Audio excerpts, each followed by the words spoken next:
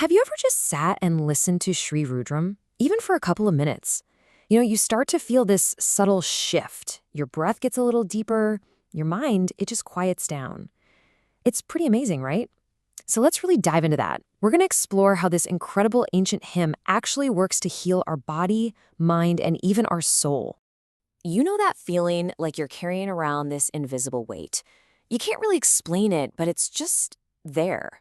Well, what if you could wash that feeling away? Not with water, but with sound.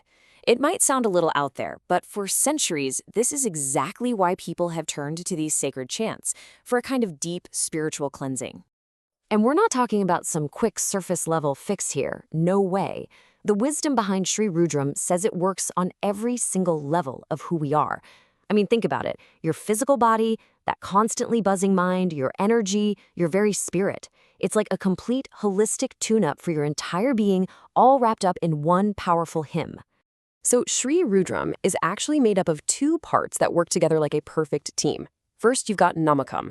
This part is all about purification. The best way to think about it is like decluttering your mind, getting rid of all that junk, the fears, the worries, the old patterns. Then comes Chamakam. This part is all about harmony. It takes our everyday desires and helps us line them up with our deeper spiritual goals, creating this really beautiful, essential balance in life. And here's the best part. You really don't have to be a Sanskrit expert or understand every single word to feel the benefits. Isn't that a relief? The real magic is in the vibration itself. Just by being in the presence of that sound, by letting it wash over you, you're tapping into something powerful.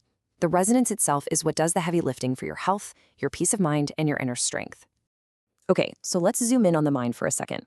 Because let's be honest, for most of us, the biggest battle we fight is against that constant noise inside our own heads, right? It can feel like total chaos in there sometimes. So the big question is, how does an ancient hymn like this actually help us get from that chaos to a place of real clarity and calm? It's actually a fascinating process. That rhythmic chanting, with its specific tones and the repetition of nama, it's like it literally flips a switch inside your nervous system. It kicks on what scientists call the parasympathetic nervous system, which is just a fancy way of saying it activates your body's natural relaxation mode. And when that happens, your racing thoughts start to slow down, anxiety begins to melt away, and you find yourself in this amazing state of being calm, but still totally alert. On top of that, it trains your mind to accept all parts of life, the good, the bad, the ugly, and that builds some serious inner strength. And this isn't just some ancient belief we have to take on faith. It's actually being measured in modern labs. Seriously, scientific studies on people who recite mantras show a clear increase in what are called alpha brainwaves. Now, these are the brainwaves your brain produces when you're in that sweet spot of relaxed yet focused attention.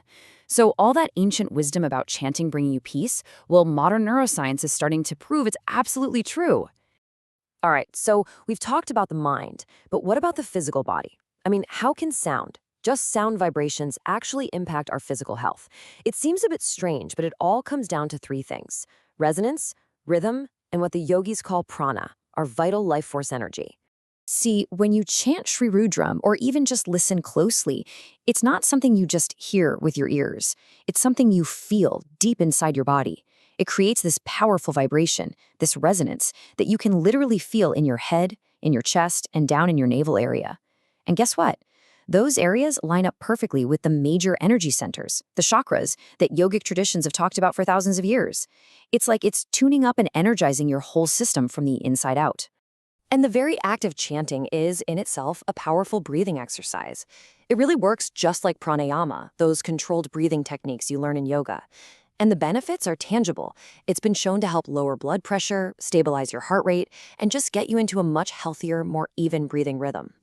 And on that energetic level we talked about, it balances your prana, which means you feel less tired and have this wonderful sense of lightness and vitality. So we've seen how it works on our inner world, our mind and our body. But the amazing thing is the effects don't just stay inside.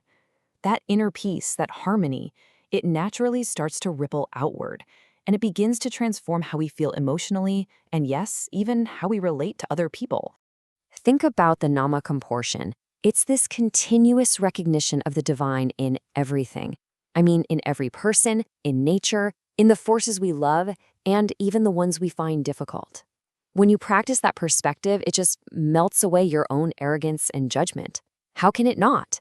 You start to see that same divine spark in everyone, even in people who push your buttons. And when that happens, the need to blame others just fades away, and what grows in its place is real compassion. Then you have Chamakam, which gives us this incredibly healthy way to deal with our desires, because we all have them, right? It says, yes, ask for what you need. Ask for health, for resources, for success. But, and this is the crucial difference, it teaches us to then place those desires in the hands of the divine. Just that one little shift in perspective is huge. It cuts down on greed and insecurity, and it helps us build a much more mature and balanced relationship with everything and everyone around us. Okay, now we're going to go even deeper.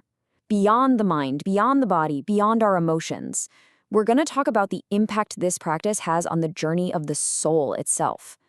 Because this, right here, is where Namakam and Chamakam are said to have their most powerful and profound effects. So to really get this, we need to talk about a concept called vasanas. The easiest way to think of vasanas is like these subtle, invisible grooves or patterns etched into our consciousness. They're formed by all our past actions and thoughts, and these are the karmic habits that keep us stuck, pulling us into the same old reactions and behaviors again and again. Well, Namakam is seen as this incredibly powerful tool for smoothing out those grooves, for cleansing those deep, deep patterns. And Chamakam, well, it acts like a bridge. It's a really powerful bridge. It doesn't tell you to run away from the world or reject everything, not at all. Instead, it brilliantly connects our everyday life, our material needs, our desires, what we call artha and kama, with our highest spiritual purpose, which is living a righteous life and ultimately achieving liberation, or dharma and moksha. It literally helps you turn your whole life into a spiritual practice. And really, when you boil it all down, this is the ultimate goal. All the other benefits, the calm mind, the healthy body, they're wonderful side effects. But the real prize? It's that growing personal connection with the divine. It's that breathtaking moment of realization when it hits you, that the very same cosmic energy being praised in the hymn is the exact same consciousness that's beating as your very own heart.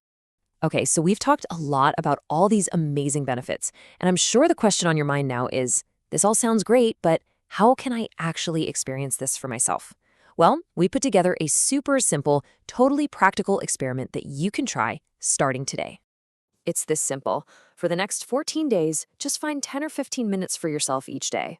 That's it. You can listen to a recording, or if you feel up to it, try chanting along. The most important thing is to give it your full attention. Don't go looking for some big, earth-shattering miracle. Just be an observer. Gently notice any tiny shifts you feel in your body, in your mood, or in your thoughts. Just watch. Thank you so much for exploring this with me today. And hey, if this resonated with you, I want to let you know a little more about us.